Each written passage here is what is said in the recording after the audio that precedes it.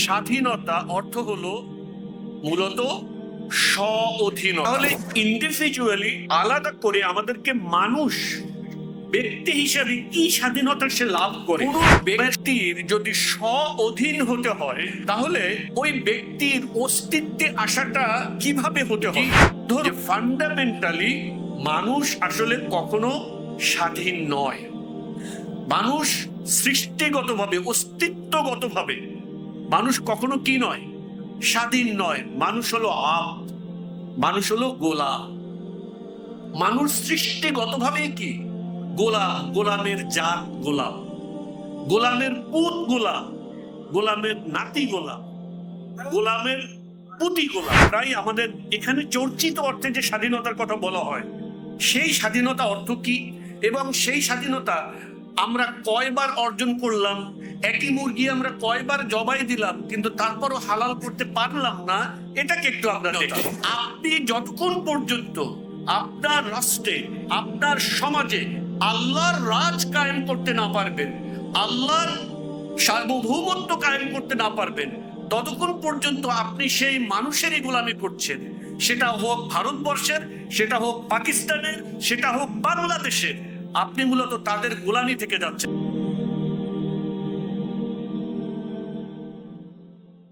ইন্নাল হামদুলিল্লাহ নাহমাদুহু ওয়া নাস্তাঈনুহু ওয়া নাস্তাগফিরুহু ওয়া নাউযু বিল্লাহি মিন শুরুরি আনফুসিনা ومن سيئات أعمالنا من يهده الله فلا مضل له ومن يضلله فلا هادي له وأشهد أن لا إله إلا الله وحده لا شريك له وأشهد أن محمدا عبده ورسوله قال الله تعالى في كلامه المجيد وما خلقت الجن والإنس إلا ليعبدون ما أريد منهم من رزق وما أريد أن يطعمون إن الله هو الرزاق ذو القوة المتين।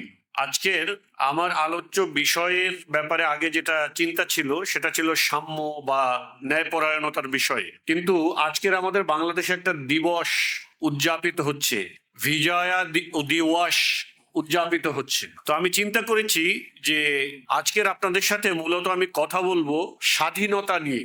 আজকের কিসের দিবস?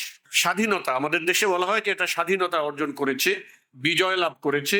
তো আমরা স্বাধীনতা আসলে কি, স্বাধীনতার কনসেপ্টটা আসলে কেমন, এবং মুসলিমরা এই বিষয়টাকে কিভাবে দেখে, ইসলামের দৃষ্টিতে বিষয়টাকে কিভাবে দেখা উচিত, এই বিষয়টা নিয়ে আমরা আমাদের কিছু ধারণাকে স্পষ্ট করার চেষ্টা করব ইনশাআল্লাহ। আমরা যদি প্রথমেই শব্দের ভিতরে যাই, যে স্বাধীনতা, এইটার ইংরেজি শব্দের ভিতরে আপনারা পাবেন ফ্রিডম, লিবার্টি, ইমানসিপেশন, এরকম আরো কিছু শব্দ পাবেন। আরবিতে যদি বলা হুররিয়াত, উর্দুতে আজাদি, এরকম অনেক শব্দ আপনি বিভিন্ন জায়গাতে পাবেন।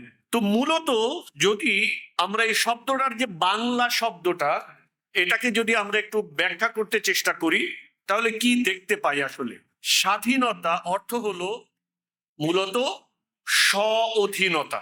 স্ব-অধীনতা আপনারা যারা পড়েছেন, বাংলা ব্যাকরণ পড়েছেন, তারা জানবেন যে এটার যদি করেন, বিচ্ছেদ করেন, তাহলে এটা কি হবে? স্ব-অধীনতা মানে হলো আমরা স্বাধীনতা অর্জন করেছি, অর্থ হলো আমরা স্ব-অধীনতা অর্জন করেছি, তাই না?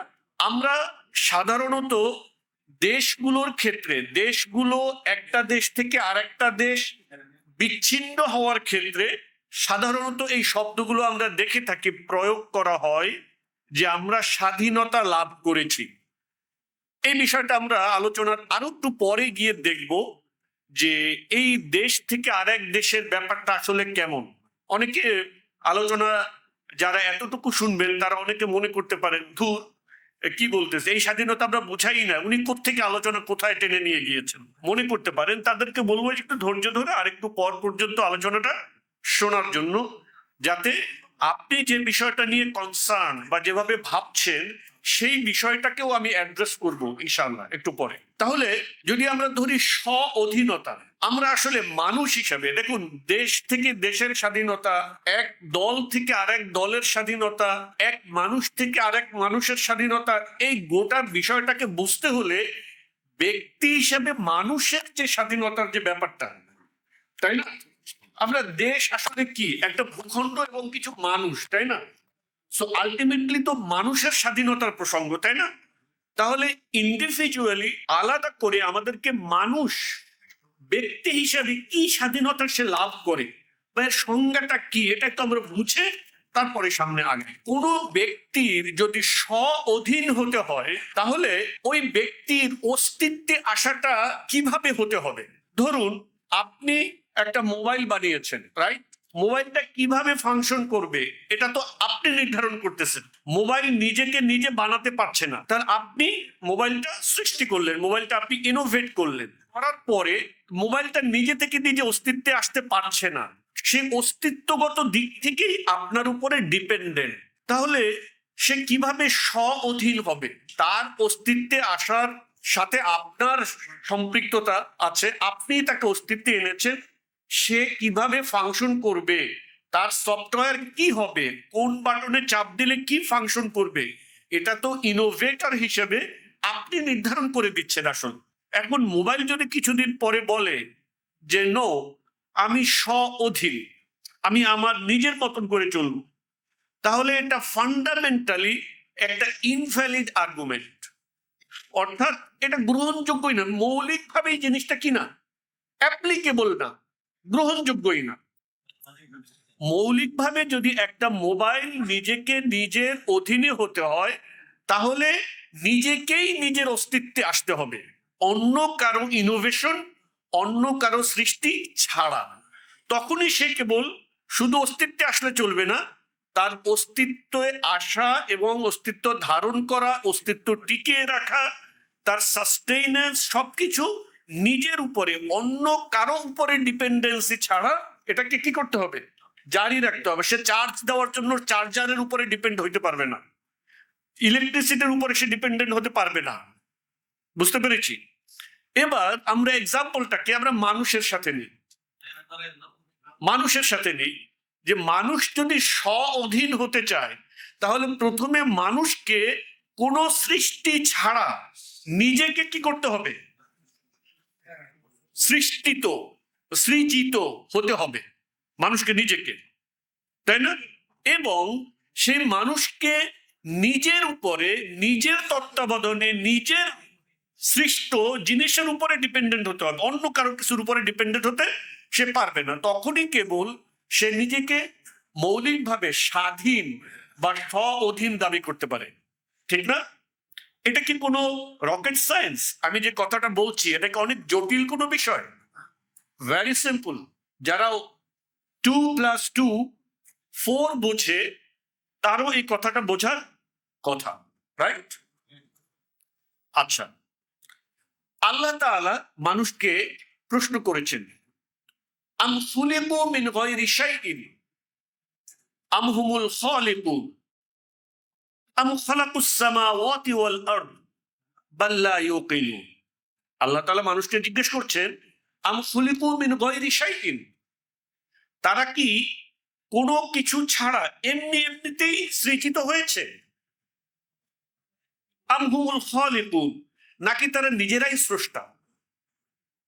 ঠিক আছে, এরপরে সেকেন্ড স্টেপে আল্লাহ প্রশ্ন করেছেন, আম খালাকুস সামাওয়াতি ওয়াল আরদ, তারা কি আসমান সমূহ জমিনকে সৃষ্টি করেছে? বাল লা ইউকিনুন, এই বিশ্বাস তো তারাও করেন। এই পৃথিবীতে কেউ কখনো এই দাবি করে নাই যে আসমান জমিন সে সৃষ্টি করেছে কেউ? আল্লাহ বলছেন তারা নিজেরাও এটা বিশ্বাস করে না যে তারা আসমান জমিন কি করেছে, সৃষ্টি করেছে। এখানে দেখেন, প্রথমে আল্লাহ উদাহরণ দিয়েছেন যে সে কি নিজেকে নিজে সৃষ্টি করেছে, সে কি কোনো কিছু ছাড়া এমনি এমনি সৃষ্টি হয়েছে। এরপরে আল্লাহ তাআলা আসমান জমিনের প্রশ্ন, তারা কি এটা সৃষ্টি করেছে। সৃজিত হওয়ার পরে মূলত তার ডিপেন্ডেন্সিটাই আসমান জমিনের যে উপাদানগুলো, এই উপাদানগুলোর উপরে ডিপেন্ডেন্ট না। সে এই এয়ার থেকে, এই যে বাতাস, এই বাতাস গ্রহণ করে, এই আসমানের বৃষ্টি, এই চাঁদের কিরণ, এই রোদের, এই সূর্যের তাপ, এই নদী, এই পাহাড়, আলো বাতাস, পাহাড় নক্ষত্র নদী নালা, এই সবকিছুর উপরে সে ডিপেন্ডেন্ট না। এই জন্য আল্লাহ তাআলা পরে জিজ্ঞেস করেছেন কি, তারা কি আসমান জমিন সৃষ্টি করেছে? তার মানে হলো তারা না নিজেরা নিজেদেরকে সৃষ্টি করতে পারে, না তারা সৃষ্টি হওয়ার পরে আল্লাহর সৃজিত জিনিসের উপর ডিপেন্ডেন্ট করা ছাড়া না তারা সাস্টেন করতে পারে, বাঁচতে পারে না। ব্যাপারটা বুঝছেন? ঠিক যেভাবে মোবাইলের উদাহরণ দিয়েছিলাম, যে প্রথমে কি মোবাইলটা এমনিতে সৃষ্টি হয়েছে, এরপরে সে কি চার্জ ছাড়া, চার্জের জন্য সে চার্জারের উপরে ডিপেন্ডেন্ট, ইলেকট্রিসিটির উপরে ডিপেন্ডেন্ট, তাই না? সে কি নিজে নিজে সাস্টেন করতে পারে? সো এবার আমরা যদি দেখি যে ফান্ডামেন্টালি মানুষ আসলে কখনো স্বাধীন নয়। মানুষ সৃষ্টিগতভাবে, অস্তিত্বগতভাবে মানুষ কখনো কি নয়? স্বাধীন নয়। মানুষ হলো আব্দ, মানুষ হলো গোলাম। মানুষ সৃষ্টিগতভাবেই কি?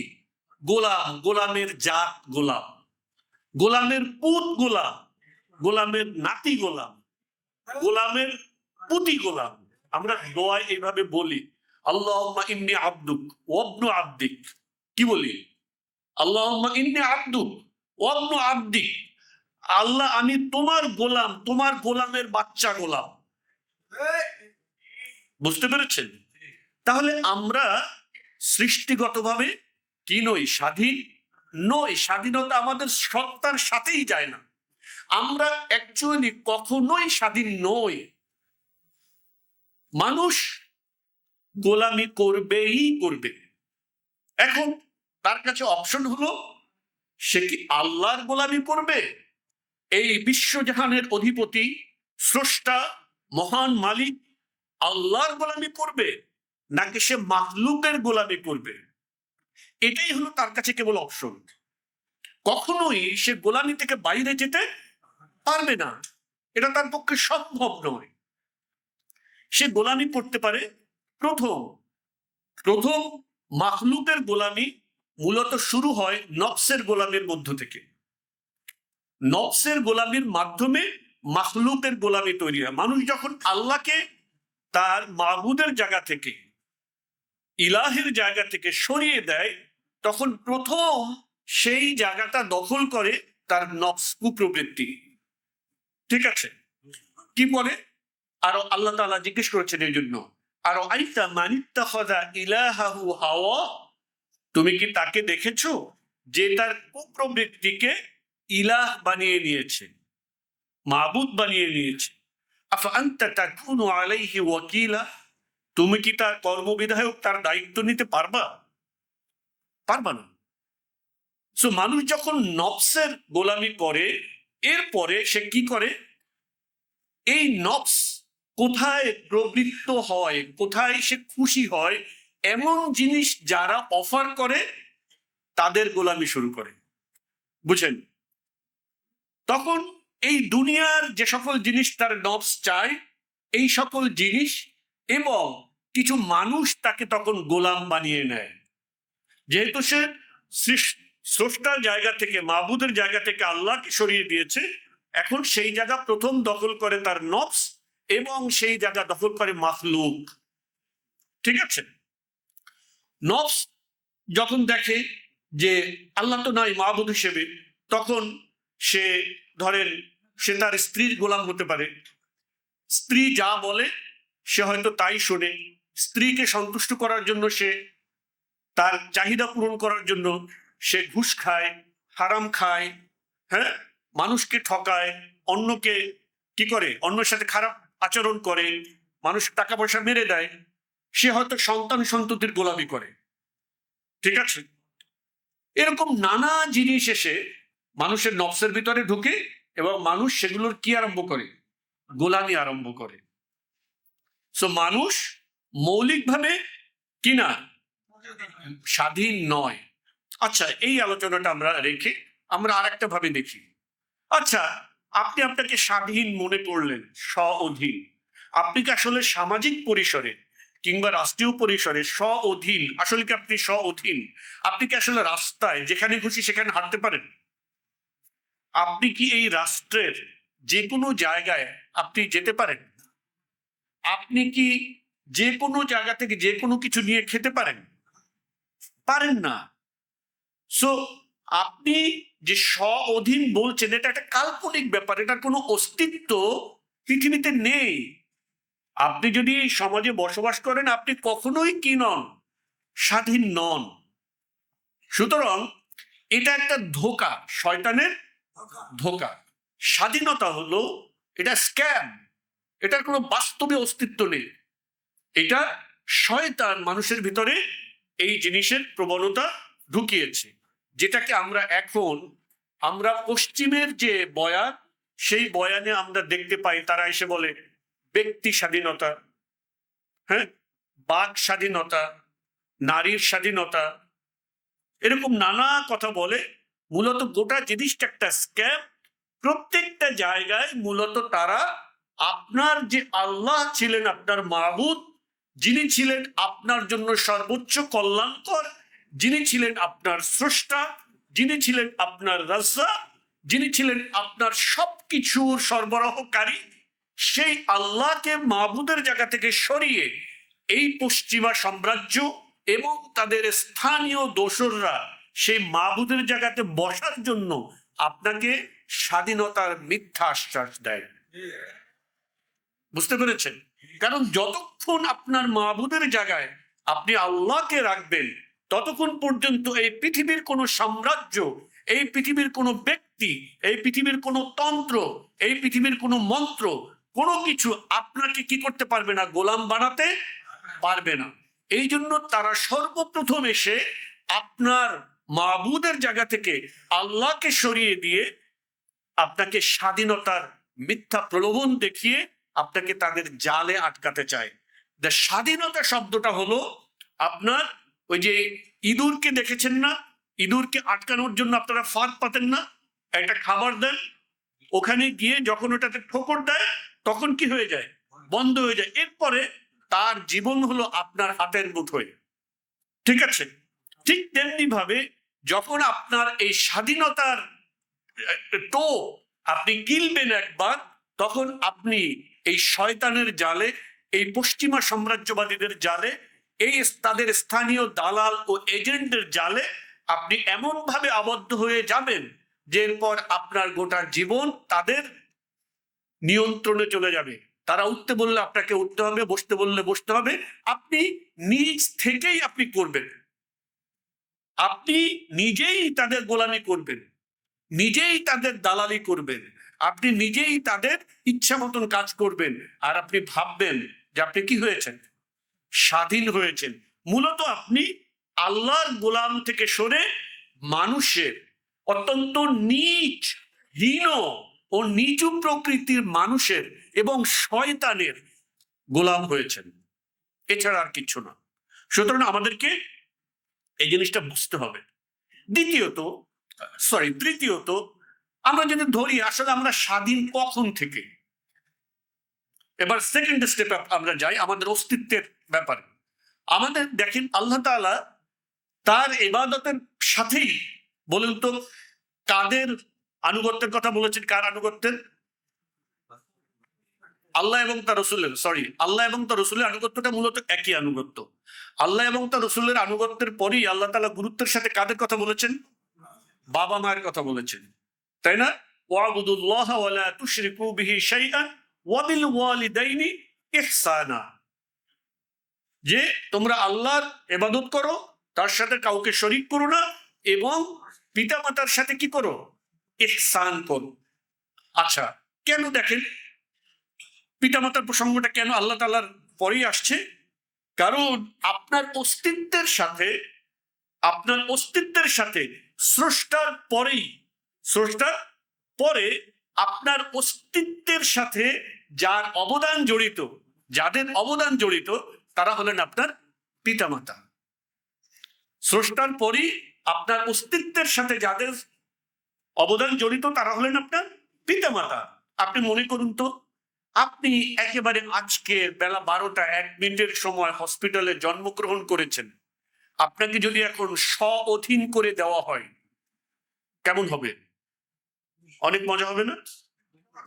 হ্যাঁ, কেন? আপনি না স্বাধীন, আপনি তো অধীন। এবার আপনি আপনার দুধ খান, এবার আপনি আপনার ন্যাপি চেঞ্জ করেন, এবার আপনি আপনার পটি করেন, নিজে নিজে করেন, সব পারবেন করতে? তাহলে আপনি প্রথমত সৃষ্টিগতভাবে আপনি নিজের অস্তিত্বকে নিজে আনতে পারেন নাই, রাইট? আল্লাহ তাআলা আপনাকে অস্তিত্ব দিয়েছেন। সেকেন্ড, আল্লাহ তাআলা যাদের মাধ্যমে আপনাকে অস্তিত্বে এনেছেন তাদের প্রতিও আপনি মুখাপেক্ষী না?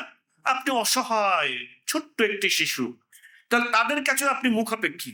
তারা আপনাকে প্রতিপালন করে করে অনেক যত্ন করে বড় করে তুলল, আপনি তার অধীনতা আপনি কিভাবে অস্বীকার করবেন? অস্বীকার করতে পারবেন? তার অনুগ্রহ দয়া আপনি অস্বীকার করতে পারবেন? পারবেন না। তাহলে আপনি কখন থেকে মূলত আপনার অধীন নিজেকে দাবি করবেন? এটা একটা প্রশ্ন না? আসলে আপনি কখনোই নিজেকে নিজের অধীন দাবি করতে পারেন না। সুতরাং আমাদেরকে দেখতে হবে যে স্বাধীনতার কথা যারা আমাদেরকে শোনায় এগুলোর আসলে অর্থ কি, এগুলোর অর্থ কি।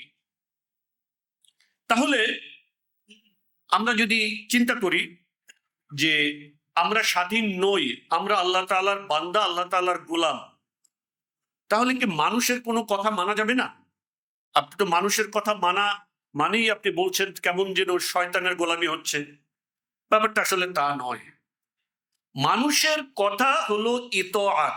মানুষের কথা মানাকে মানুষের সাথে সম্পৃক্ত যত আনুগত্য আছে, এই আনুগত্যের ব্যাপারে আরবিতে যে শব্দ ব্যবহার করা হয় এটার নাম হলো ইতআত। এটার নাম কি? ইতআত, আনুগত্য। আর আল্লাহর সাথে যখন আনুগত্যকে খাস করা হয় তখন ইতআতের কথাও বলা হয়, ইবাদতের কথাও বলা হয়। মূলত আল্লাহর আনুগত্যটা হলো ইবাদত। যদিও কোথাও ইতআত শব্দ ব্যবহার করা হয়, কিন্তু বাস্তব অর্থে অ্যাপ্লাইড মিনিং হলো মূলত আল্লাহর ইতআতটা হলো মূলত কি? আল্লাহ ইবাদত। খেয়াল করেছেন? আল্লাহটা হলো ইবাদত। আর সকল মানুষের যে আনুগত্য, এমন কি সেই আনুগত্যটা যদি অ্যাবসলিউট আনুগত্য হয় মানুষের, কিন্তু আনুগত্যটা অ্যাবসলিউট, আনকোশ্চেনেবল, হ্যাঁ, বিয়ন্ড কন্ডিশন, এরকমও যদি হয় তবুও সেটা ইবাদত নয়, সেটা কি? ইতআত। যেমন আমরা ধরি আল্লাহ রসুলের যে আনুগত্য, আল্লাহ রসুলের আনুগত্যে কোনো কোশ্চেন করা যাবে? কোশ্চেন করা যাবে না। আল্লাহ রসুলের আনুগত্য মূলত কার আনুগত্য? আল্লাহরই আনুগত্য।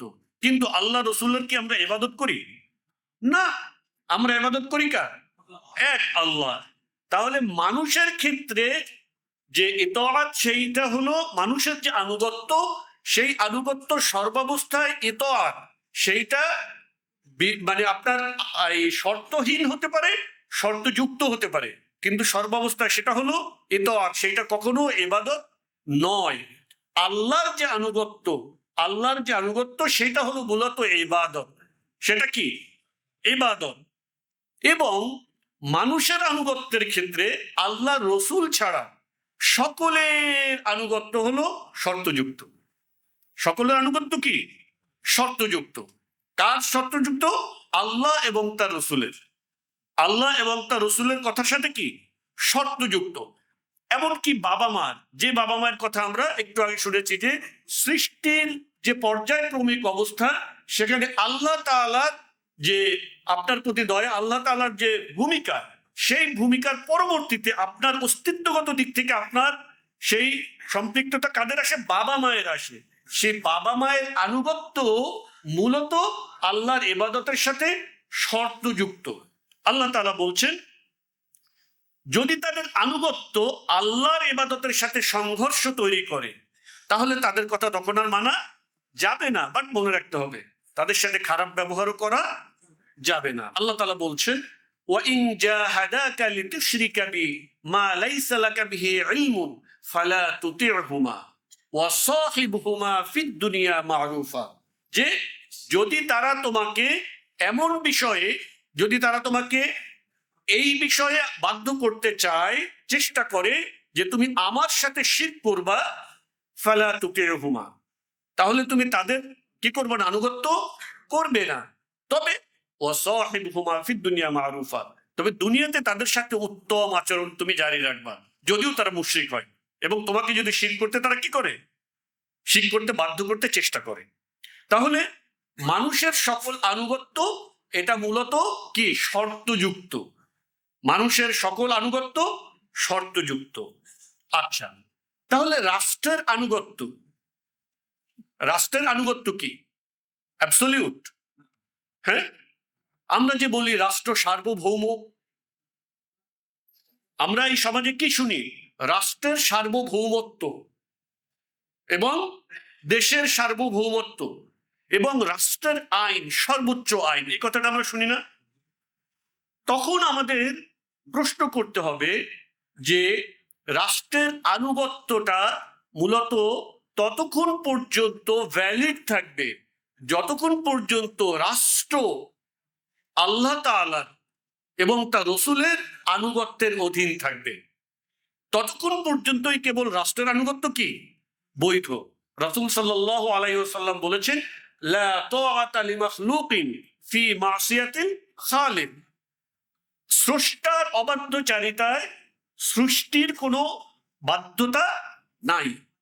তাহলে আমরা দেখতে পাই আমরা যে রাষ্ট্রের ভিতরে বসবাস করি, এটা শুধু এখানে না, অধিকাংশ রাষ্ট্র, এমনকি যে আমাদের যে রাষ্ট্রগুলো নিজেদেরকে মুসলিম রাষ্ট্র বলে আমরা দাবি করছি, সেই রাষ্ট্রগুলোতে যে সাংবিধানিক কাঠামো, যে আইন রচনার যে প্রক্রিয়া, এই প্রক্রিয়ার মধ্যে কি আল্লাহ তাআলাই চূড়ান্ত সার্বভৌম হিসেবে আছেন, নাকি এখানে মানুষ নিজেকে সার্বভৌম দাবি করেছে?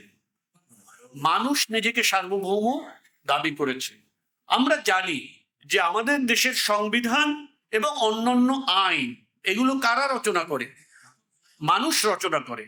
মানুষ যখন রচনা করে তখন তারা কি নিজেদেরকে আল্লাহর অধীন এবং আল্লাহ তাআলার আইনের সাথে যদি তাদের আইন সাংঘর্ষিক হয়, তাহলে সেই আইন অকার্যকর এবং ইনভ্যালিড, নালিফাইড, এটাকে তারা বিশ্বাস করে না।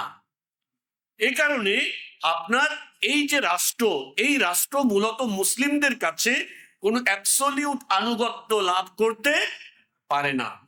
রাষ্ট্রের কোনো আইন যেটা আপনি কোরআন এবং সুন্নাহর সাথে সাংঘর্ষিক না, সেটা যদি আপনি মানেন এই অর্থে যে আইনটা ভ্যালিড, তাহলে কোনো অসুবিধা নাই।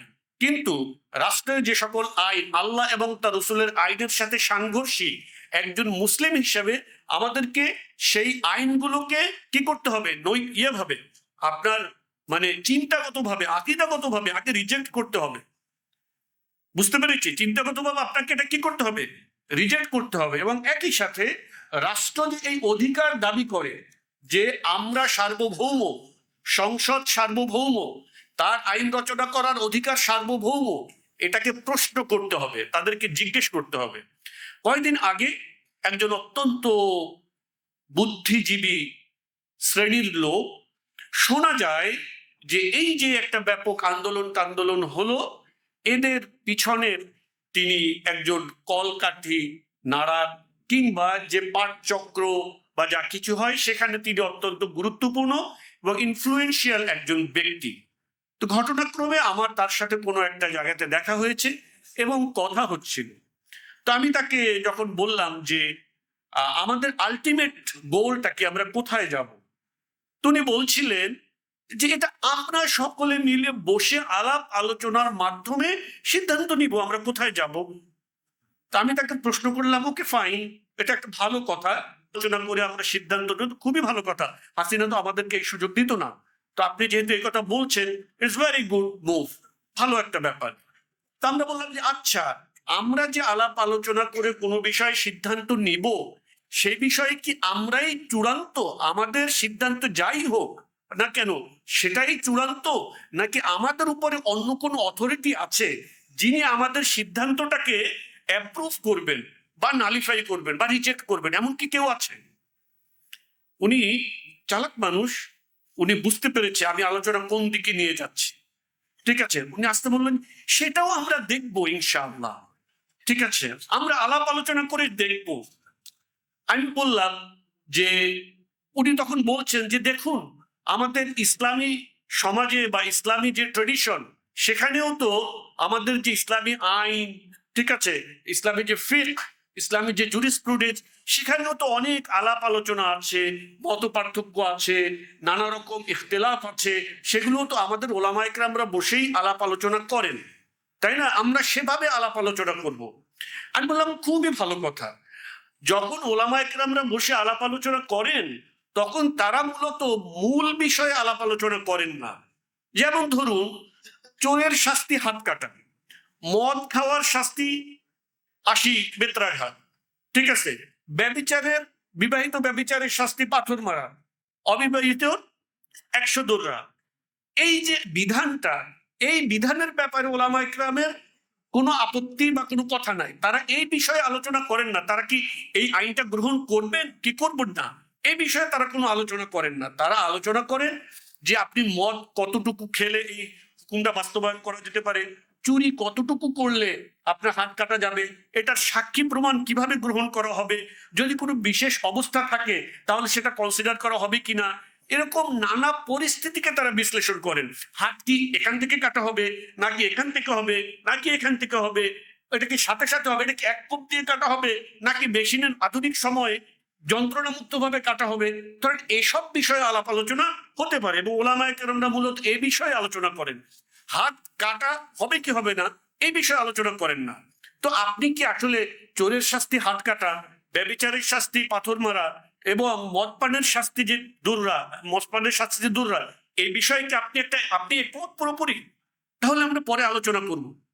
এখন ঠিক আছে, ইনশাআল্লাহ আমরা দেখব, আলাপ আলোচনা করে আমরা দেখব।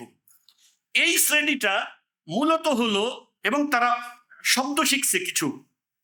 আপনি ওই যে মানে কিছু শব্দ আছে না, যেগুলো মানে আপনি কিছু জার্গন বা কিছু ভারী শব্দকে বলে আপনি প্রমাণ করতে চেষ্টা করবেন যে আই হ্যাভ ইনসাইড ইনফরমেশন, মানে ভিতরের খবর আমি জানি, জ্ঞান আমারও কিছু আছে।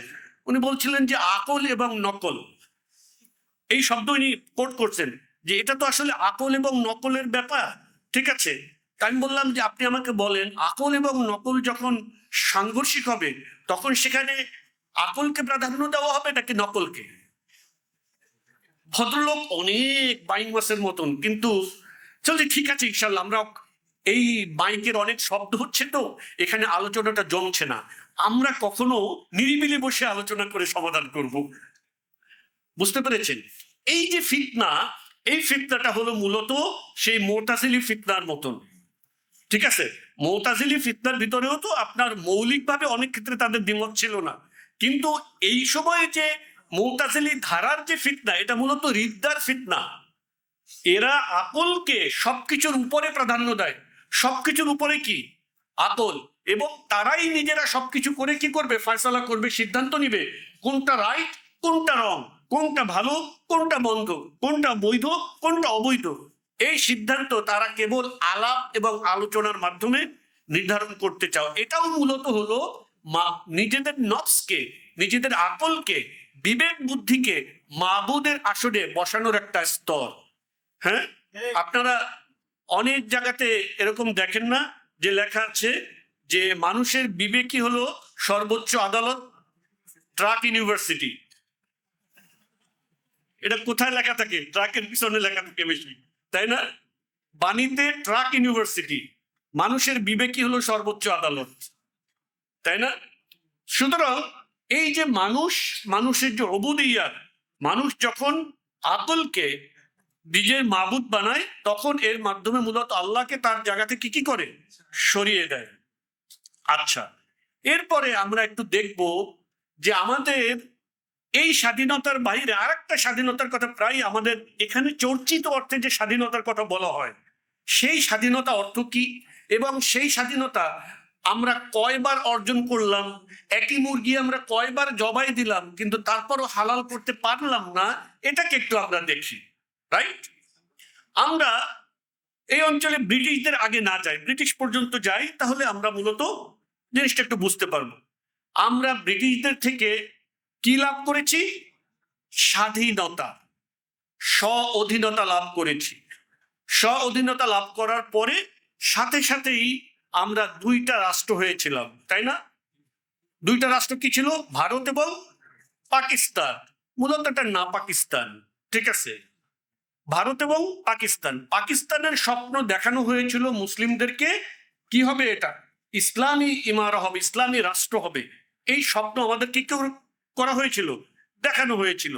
যখন পাকিস্তান প্রতিষ্ঠা হয়ে যায় তখন বলা হয় যে ইয়ে সির্ফ সিয়াসি ধোঁকা হয়, এটার কেবল রাজনৈতিক প্রতারণা। কারণ মুসলিমদেরকে আপনি দেখবেন যে তাদেরকে যখন আপনি কোরআনের কথা বলবেন এবং আপসহীন তাওহীদের কথা বলবেন, ও নামাজ পড়ুক কিংবা না পড়ুক, কিন্তু দেখবেন যে এটার প্রতি সে একাত্মতা পোষণ করে। তার ঈমান মূলত ইসলামের উপরে আছে, তার আমলে অনেক ঘাটতি থাকলেও আপনি এদেশে দেখবেন যে 82% মানুষ শরিয়া চায়।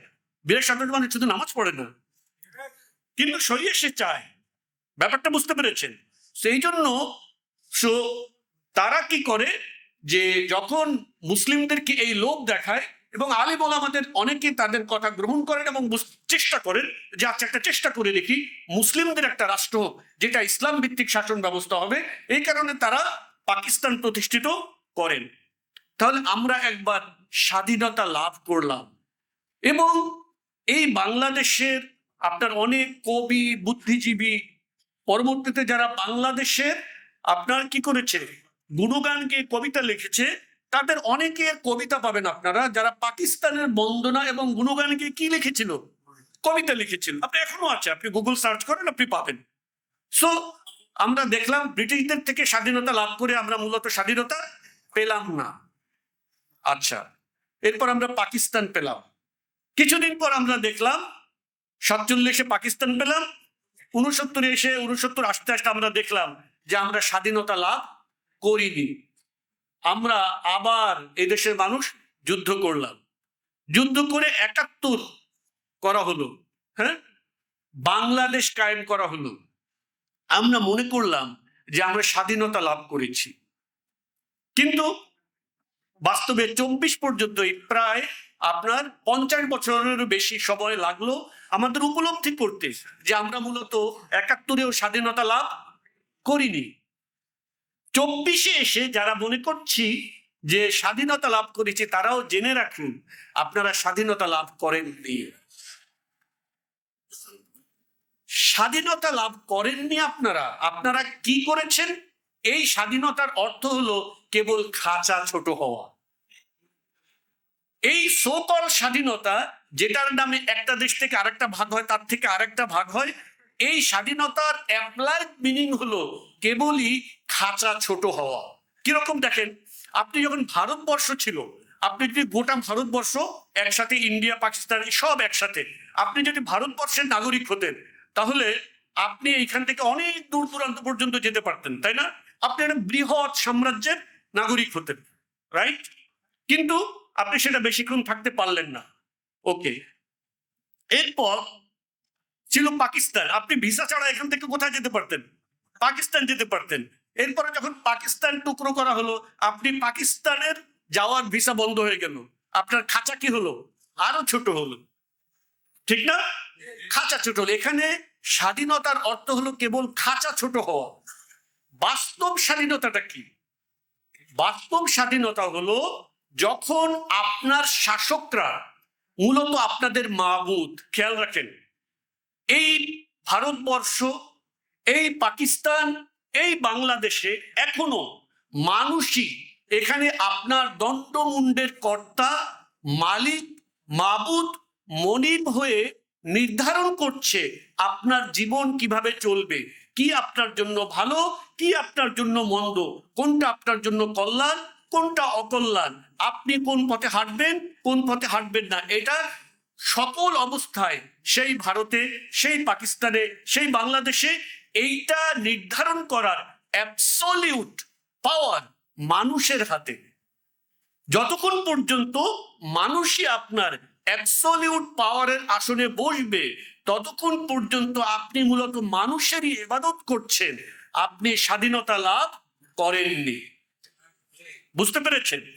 আপনি কেবল তখনই সত্যিকারের দুনিয়াতে, মানে খেয়াল রাখি, স্বাধীনতা হলো মূলত মাখলুকের, সৃষ্টির ইবাদত থেকে, গোলামি থেকে নিজেদেরকে মুক্ত করে আল্লাহর ইবাদতে নিয়োজিত করা। এটাই হলো সত্যিকারের স্বাধীনতা।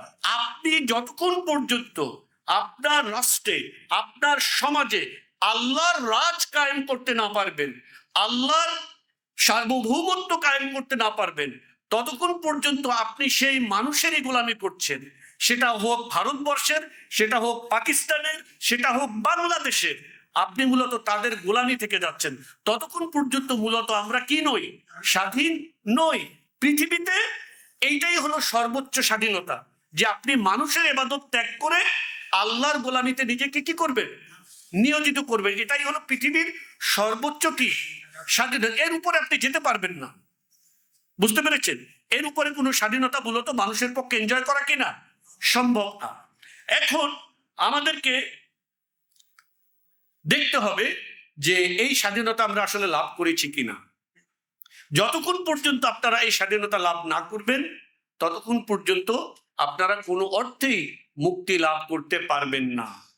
সুতরাং আমরা যারা স্বাধীনতা নিয়ে অনেক বেশি চিন্তিত, তারা যেন সত্যিকার ভাবে বুঝে নেই স্বাধীনতার স্বরূপ, স্বাধীনতার আসল রূপ কোনটা। যতক্ষণ পর্যন্ত সেই স্বাধীনতা আমরা অর্জন করতে না পারবো, ততক্ষণ পর্যন্ত আমাদের লড়াই চলমান থাকবে ইনশাআল্লাহ। আমরা আমাদের জীবনের শেষ রক্তবিন্দু দিয়ে হলেও আমরা চেষ্টা করে যাব এই পৃথিবী থেকে বান্দার গোলামি, সৃষ্টির গোলামিকে উচ্ছেদ করে একমাত্র আল্লাহর সার্বভৌমত্ব কায়েম করে এই পৃথিবীর সর্বোচ্চ স্বাধীনতা লাভ করার ইনশাআল্লাহ। আল্লাহ রাব্বুল আলামিন আমাদের জান, আমাদের মাল, আমাদের রক্ত, আমাদের মাংস, আমাদের সবকিছুকে, আমাদের শেষ রক্তবিন্দুকে এই স্বাধীনতা অর্জনের জন্য আল্লাহ তাআলা কবুল করুন। আমিন। ওয়া আখিরু দাওয়ানা আনিল হামদুলিল্লাহি রাব্বিল আলামিন। ওয়াসসালামু আলাইকুম ওয়া রাহমাতুল্লাহি ওয়া বারাকাতুহু।